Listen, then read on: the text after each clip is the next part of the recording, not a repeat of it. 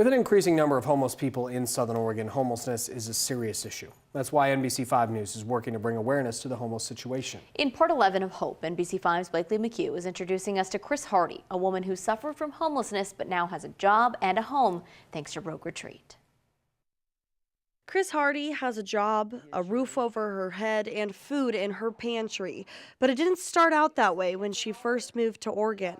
So we camped out at Applegate Lake the first month. She was living in Northern California off Social Security and supplemental security income. Having lived in Southern Oregon before, Chris and her husband Michael decided to make the move back to Medford in 2017, seeking cheaper rent. Realized that we couldn't make it down there.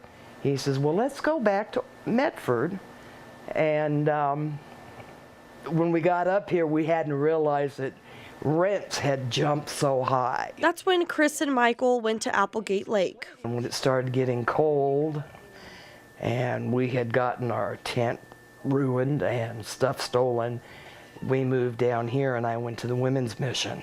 But she could only stay there for 10 weeks. My time ran out at the end of December, and I had gotten the okay to move into the Kelly shelter.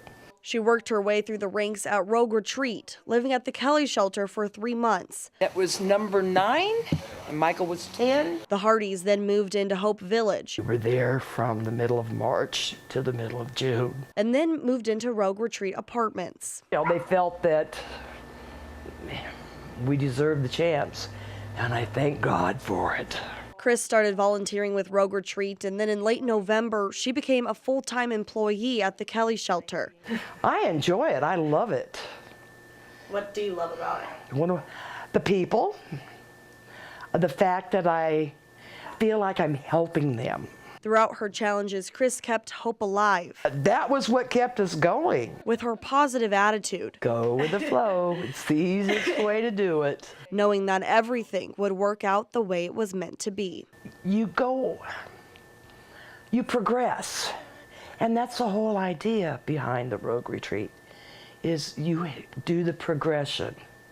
And sooner or later, you get lucky like I did. And move along.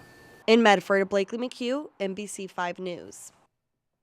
Chris and Michael have been living in Rogue Retreat housing since June of last year. Chris says she's looking forward to their next goal of moving into their own home and becoming completely self-sufficient.